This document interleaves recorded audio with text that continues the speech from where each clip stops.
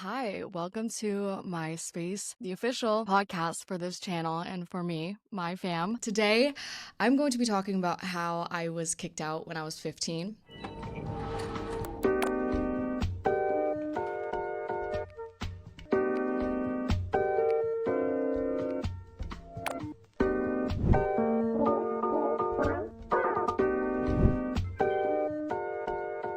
I have been requested to do a podcast for years now, and then I just keep saying that I will, and then I don't. But we are finally officially here, and I'm so excited to start this podcast. I have so many things that I want to talk about that I haven't talked about before because if you don't know, a little background about me is that I started my YouTube channel when I was really young. So I was vlogging and recording absolutely everything. In hindsight, I look back and I would say that I was quite a rebellious teenager, but it wasn't even like I was rebellious in the way where I was like out here doing drugs. And like, I was rebellious in the way of like, why did I fiend so hard to get on a Greyhound bus? Like, why did I fiend so hard to like go out of town for the weekend? So I joined every single school sport so that I could like not be home. Like, those were the things that I was fiending for. But I also have so many different stories where I was like traveling alone when I was 15, 16, backpacking, moving out when I was 15. So many boy stories. Like, I have journals on journals on journals stacked of confessions that I have never read through.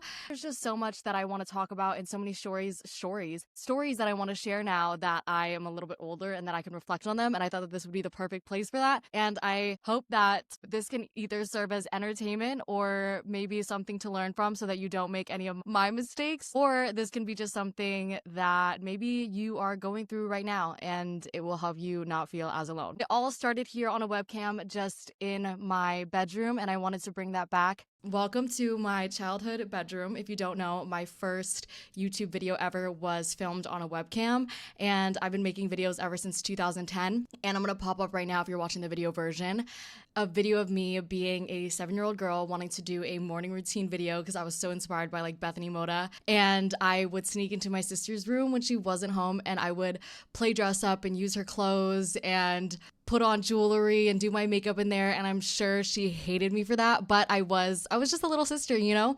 And this room is kind of a recreation of what my dream room would be. I also grew up with a pink room, so I decided to paint the walls pink. I designed everything in here myself, and all the art in the walls here, all the photos, all the toys in here are mine and things that I've used before. Those are my real medals up there. Those are my real plaques. Those are my real littlest pet shops.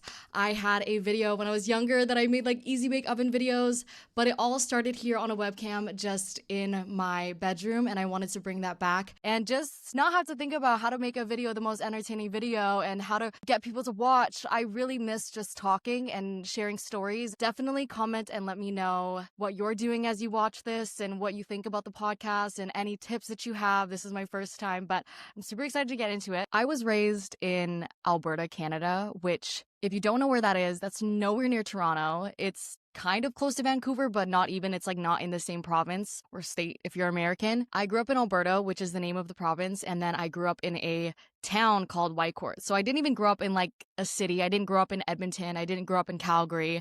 The closest city that I grew up to was Edmonton, which was about an hour and a half away. So my town was like 10,000 people. My school had 300 kids. Graduating class is like 60, 70 kids for context. So I grew up in a very small town, I would say. I mean, it wasn't like so small that like we didn't have any stores. Like, we had a Walmart, we had a Tim Hortons, we had a McDonald's, we had like a dollar store. So we had like the general big stores, but it was nothing crazy, and you could drive anywhere within the span of 10 minutes. I grew up in a pretty small town. I don't know all the details, but my parents immigrated over to Canada years ago from Vietnam, and my grandma is a Buddhist monk. Now, I know you're like, okay, where's the story going? My grandma is a Buddhist monk, and I don't know what it is in Asian culture. I don't know if this was literally just me. I think it's like the mother lives with their oldest son. My parents immigrated over here and they worked their asses off. I'm trying to explain this for the first time and it's not the best. Bear with me. When they came over here, I remember my dad and his whole entire family was like working at McDonald's, and they also were like in a band.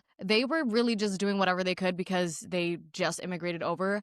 Eventually, my parents ended up working for a construction company before they ended up starting their own construction company. When they started working at that construction company, like, they literally would brush their teeth in gas stations, shower at swimming pools and public gyms. They worked really, really hard. And we also grew up in Canada.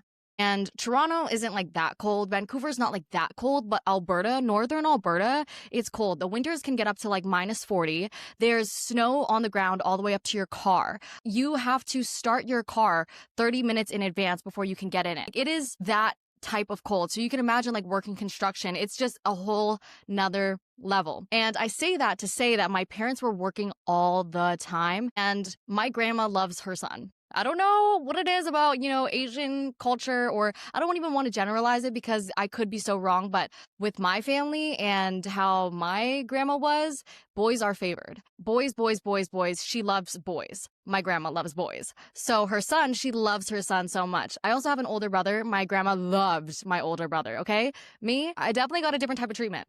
But this is going to give context for the rest of the story. Since my grandma loved my dad so much, she wanted to make sure my dad was fully taken care of and that he didn't have to worry about taking care of his kids and that they could go work and do really good at their job, and then she would take care of us. So that was the dynamic. And it's not like my parents didn't want to take care of us. They were just busy. And then also my grandma kind of pushed it on them, like, don't take care of your kids. I will take care of your kids for you. Go work and go do your business very well. And like, she basically took the mother role from my mom because she was like, don't take care of your kids. Go work and go support your husband. I don't know if I'm exposing too much, but it's the truth. It's literally the truth, okay? And that's just the way that she is. She's a very extremely traditional, strict Asian lady, and she's old, and she has her traditional ways of being. So that's the kind of dynamic that I grew up in, okay? So my parents didn't actually raise me. And since I was the youngest as well, I have an older sister. Her name is Hien. And then I have an older brother. His name is Wang. My older sister is 6 years older than me. My older brother is 3 years older than me. So there's a 3-year age gap between each of us. You can imagine. Parents have their first kid. They are so obsessed with their first kid. They raise them, take care of them, do all that kind of stuff because it's their first kid, right? As they're raising my sister, they like don't have that much money yet. They're like still busy, but they're not like busy.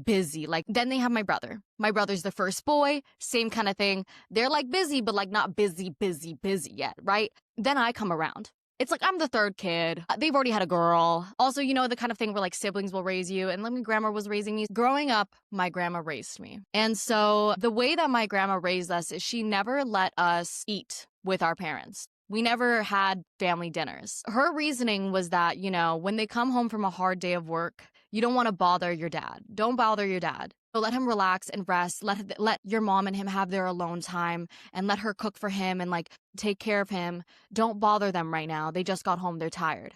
And then after they're done eating and everything like that, she would send us upstairs and say, okay, go play with them. But that's just so unnatural, Like that's so unnatural to like limit when you can see your parents. Like, why am I getting emotional?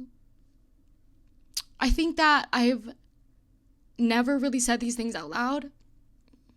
So I wouldn't ever really say that I had a connection with my parents. I obviously knew that they were my mom and my dad, and I loved them like they were my mom and my dad, but I never talked to them really. They spoke Vietnamese as their first language, and I think that was also a little bit harder. I do speak Vietnamese, but I don't speak it like extremely well. Like I can understand, right? I just can't speak it the best to the point where I could be having fluent conversations. So I think that was also a really big barrier. So I never really knew how my parents felt growing up. We never had conversations about anything. We never sat at the dinner table together. We never really had Christmas. The only time we would have a Christmas is like if we were driving up to the city to our like extended family stuff, but we never really did like gifts under the tree. We would go like drive to a store. They would be like, you can get whatever you want, which was really nice. There was just no family traditions. There was no family time. And I was also the youngest. My sister was 6 years older than me. So when I was 7, she was 13. So like when I was 10, she was 16, right? I'm still a kid and she's out here doing school. She has a job. She's older. She's so busy doing her own thing. And then my brother at that time, for example, he would be 13. And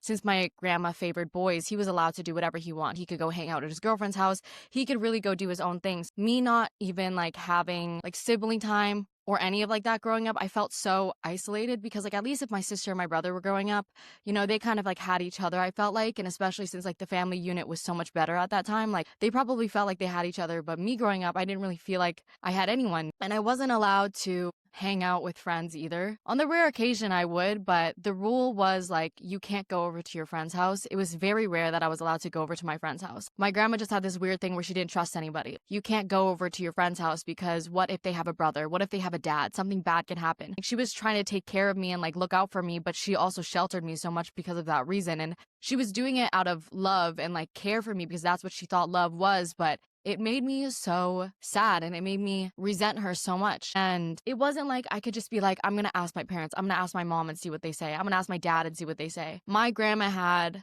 the last and final call over me and our siblings and what we did. They didn't have the say. Even if my mom wanted to do something for me, like take me to Walmart to go buy me some crafts and art supplies or buy me a new camera or something that I begged for, she would have to hear it from my grandma, like being yelled at, like, why did you do that? Like, you can't do that. Or if we bought too many groceries and brought them home, it's creating that fear for the both of us that like we're gonna get yelled at.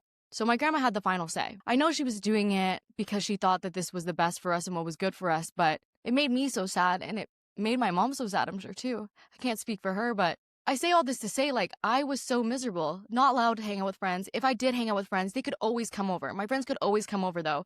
But the thing is, it's like, that's so weird, like, always going over to a friend's house and the friend never wants to go over to your house. Like, as a parent, that's also very weird. I remember this one time I was in high school and I went over to my friend's house to do a study session. You know, we all wanted to study together. And I would get called on the phone and screamed at, like, literally screamed at crazy. And the next thing you know, my grandma would be outside in her car ready to pick me up and I would not hear the end of it. Like, I would always get screamed at. I was constantly in fight or flight mode getting screamed at. An innocent kid is trying to study with her friends and it's literally just girls. I would get screamed at for things like that. And I just felt like I was always being watched. And it's like they would be like, oh my God, like, look, like the warden is watching. That's what they called her because whenever they saw me, they always knew to go look out for my grandma because my grandma would be watching. So you can imagine how uncomfortable kids feel as well. Like if I ever had friends over in the backyard, my grandma would be peeping out the window watching us. Or it's like if I was at sports practice and I was doing track and field outside, my grandma would park her car and just watch me. She had no other job than to just watch us. Like that was her job, was to make sure that my dad didn't have to watch us and take care of us. She had all the free time to just track me. She literally was tracking me. You never knew when my grandma was gonna pull up. That was the scary thing. Drop you off at the movies. First of all, to be able to ask to go to the movies is a thing in itself and you feel this like anxiety in your body. Oh my gosh, that's a whole thing in itself as well. But let's say you do get to go to the movies. She's dropping you off and she's parking right outside to make sure she sees who's coming in and who's going out, making sure that you're not doing anything bad. I literally was being watched my whole entire childhood. I could not close my bedroom door. It always had to remain open. Like imagine me as a 5-year-old, I'd be sleeping in my bedroom. As a kid, you feel the urge to go wake up your parents or want to go sleep with them or something, right? Or just bother them. And I know it's like annoying as a kid, but it's like, keep in mind, it's not like me and my family had time together anyways. And I remember the feeling of laying in bed and being like so stiff in bed, not trying to make a movement and wanting to cry as a little kid because I just knew outside that door was my grandma just sitting next to my door, making sure that I don't leave my room. And I knew she'd be sitting right next to my door, making sure that I don't leave and bother my parents. And keep in mind, she meditates all the time. So this girl has patience. She will sit there for 5 hours. I literally could not do anything. So that's a huge reason why I was on the internet. The reason why I was on YouTube and my computer all the time and why I've learned how to, do all these things at such a young age and like do all that is because my parents worked so hard and they got us computers and laptops back when like they weren't like the most popular thing on earth, but we had them before like a lot of people had them because my parents didn't speak English as their first language and they were working all the time and they wanted to make sure we had a good education. So they bought us like, computers and these CD games so that we could learn English and learn how to be smart, and they would get online tutors for us, So it's like there was a point where we didn't have money and then we started getting money and they put that money into computers and education, and my uncle owned a computer shop, so we got them at a good deal, and my other uncle fixed computers, so we were able to get these at a really good deal.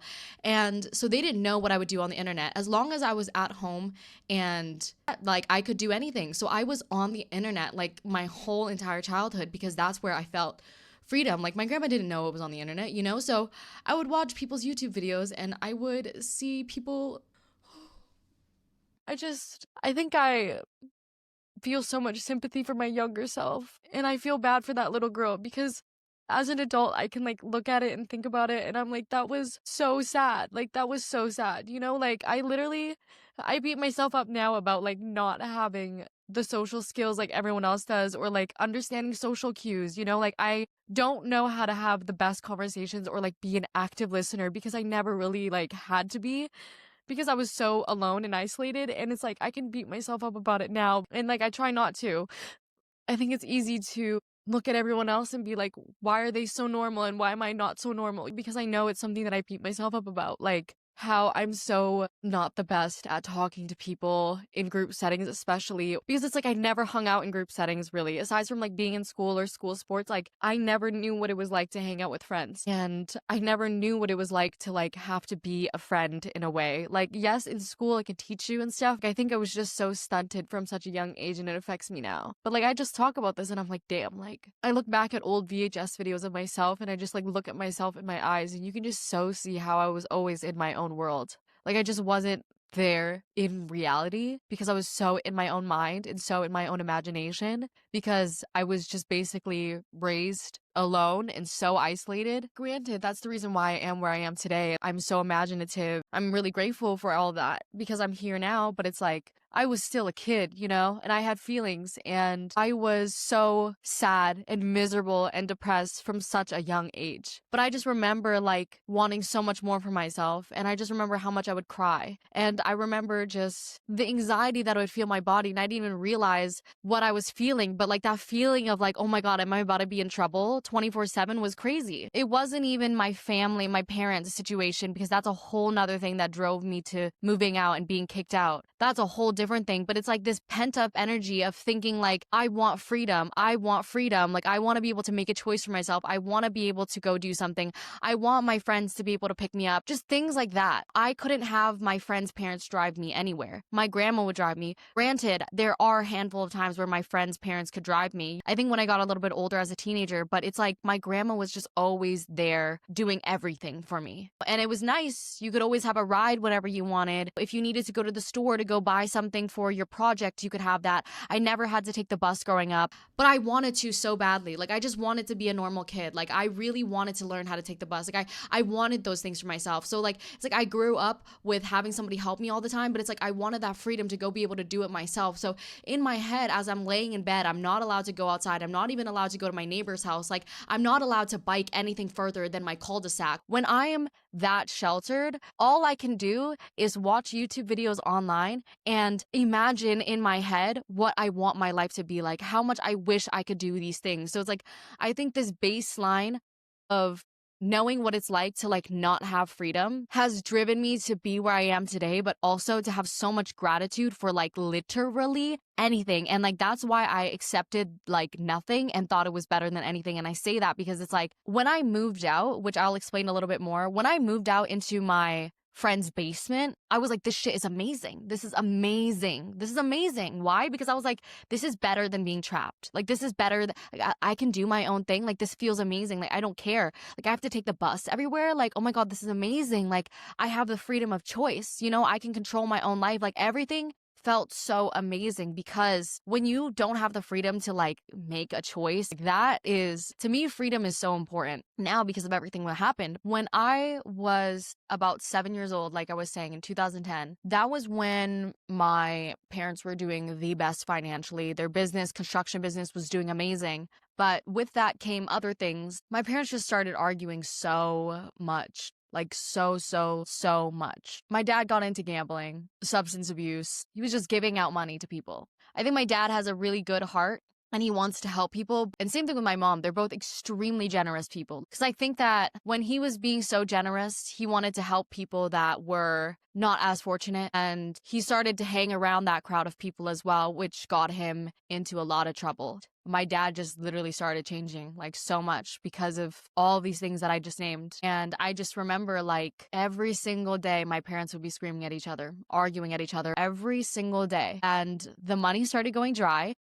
The debt collectors started calling.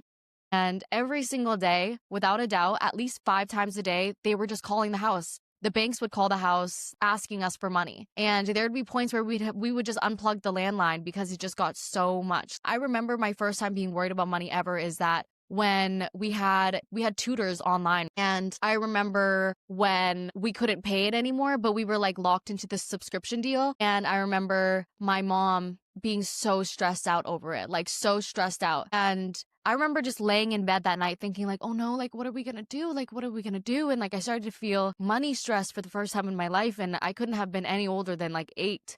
So I really started worrying about that. And I think that that's also a really big reason as to why I don't want money problems ever in my life, because I see how much they can just ruin your life, like ruin it. Things just started to get so bad. So bad. I was getting yelled at. I would hear yelling all the time. I literally wouldn't be able to sleep at night sometimes because the argument would go till 3 a.m. Like, it was just so stressful. And I can't even describe what the feeling was, but it's like you're just in your room doing your own thing. You just hear yelling. And then in your mind, you're like, oh, this again, like this again, like this again. It was really bad, to the point where we started staying at women's shelters. We moved to another city for a little bit. We were literally living in a women's shelter, multiple different ones actually. We would go take the bus to go do that. The amount of times that I've been to the mental hospital is actually insane. And prison, I have not shared so much because it's so much to unpack, and I don't think that I need to go into too many details for people to understand what my childhood was like. But I just felt so responsible for a lot of this as well. Not in the way where it's like, it's my fault, but it's like I was dragged into it, even if I didn't want to be dragged into it, because by the time my parents were arguing and it got really bad, my sister was already gone. She was off to college. My brother was living with his girlfriend. He could do whatever he wanted. So I was just at home alone. Like, truthfully, I was just so depressed and thinking negative thoughts. I had no freedom. I would have to hear arguing all the time. I'm out here worried about money, and I literally can't help but just think about how good life would be if I wasn't in this house, if I just had my own thing. But there was also a lot of parts of me thinking about how much I didn't even want to be here anymore. And that was my mindset for a lot of my teenage life. I remember always telling people, like, yeah, like my friends, like, if there was a button that you could click that would make you disappear, I always said I would click it right now. I don't care. I would click it. If I could just click a button and I wouldn't be here, I would click it. And all my friends always thought it was like so weird, and I never understood why. I was like, what?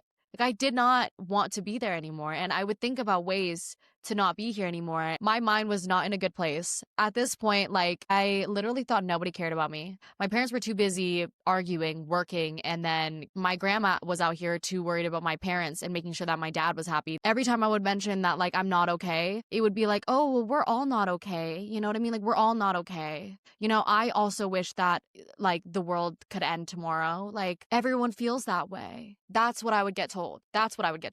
And I remember, like, it got so bad to the point where I wanted to do it so bad. I wanted to do it so bad. If you don't know what I'm talking about, I'm sure a comment would explain. I wanted to do it so bad. And I was so sick and tired of it that I remember I got in the car with my grandma. She picked me up from school and she was screaming at me for I don't even know what. And when I told her that I wanted to, like, I hope that makes sense. And I'm not vulnerable with this stuff. I don't tell them this. So I must have been bursting. Okay. I probably was 15 at this time.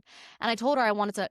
And she was like, we all want to. And that was my fucking last straw. That was my last straw. I literally said, drive me to the hospital right now. Like, drive me to the hospital right now. We go to the hospital, we sit there, and then I get to put in a room with the doctor. And I tell him, like, I am so depressed. I want to not be here, all these things. And he's like asking me, like, does this run in your family? All this kind of stuff.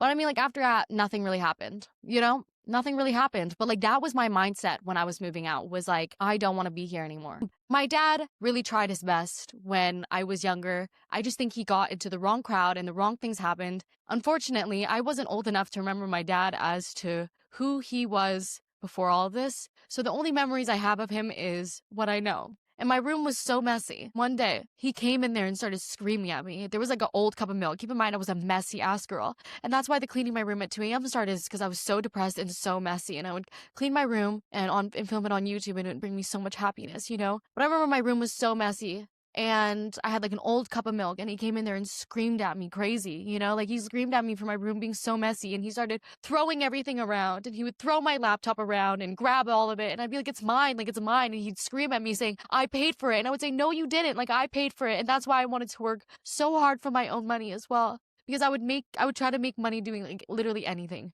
YouTube, selling lemonade. I would sell squishies online. I made Palmer clay charms. I made candy bags. I was singing at festivals, like singing at Canada Days, party in the parks. Like, I was literally trying to make money doing anything. And I would buy used things off of Kijiji, which is the Canadian version of Craigslist because I just like wanted to have my own things and I wanted to be able to do YouTube. I loved it so much. It was like literally the thing that made me joy. So any dollar that I had, I would go spend it on an iPod or like a used computer or like a used camera. Like all of my equipment in the beginning was all used. And so that was really important to me as well because he came into my room telling me that it was all his and he bought it. And it's like, no, you didn't. No, you didn't. It's mine. Like, give it back. But I remember when I moved out, it was because my brother was about 18, 17 at this time. And he had already been like living with his girlfriend on and off, but he would be at home gaming and stuff. So my grandma had someone to take care of. My grandma had somebody's, dishes to do, to like make their food and stuff like that. Like she really wanted to take care of my brother, make sure he was safe. But as soon as he moved out to his girlfriend's house, maybe a month later, my grandma finally moved out. She was like, all right, I don't got to take care of him anymore. My job is done. Bye.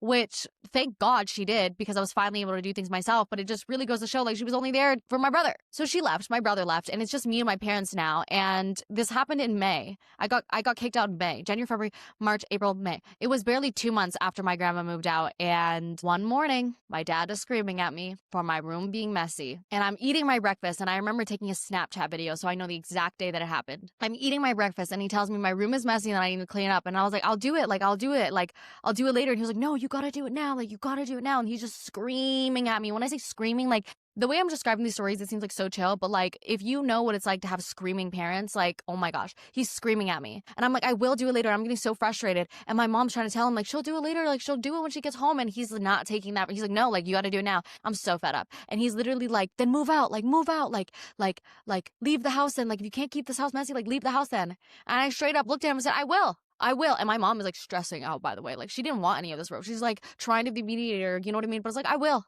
And my mom couldn't do anything about it, you know what I mean? Like, and that's why I was also so upset at my mom because she never did anything about it. But like growing up, now I'm realizing she was in such a tough position and such a tough spot. But I was also mad at my mom. I literally packed my volleyball bag, my big fat volleyball bag. I put whatever I needed in it. I called up my friend, Kansas, and I was like, hey, can you guys pick me up? Her and her mom came to pick me up to go to school. And ever since that day, I literally haven't like lived at home ever again. I went to school and then I went over to Kansas's house and the downstairs basement ended up just being my room. And that's just that. From that moment on, I just never went back home. Like it was literally just as simple as that. I was like, I'm done. I finally have the freedom. I'm going to do this. I don't care. I literally don't care. Anything is better than being at home. Like literally anything is better than being at home. And I remember like my mom would come knock on the door and I wouldn't want to talk to her. Like she would come knock on the door and talk to Kansas's mom and try to get me to come out and talk to her. But I didn't want to talk to her. And looking back at it now, I feel so sad for my mom. Like imagine that happening to you.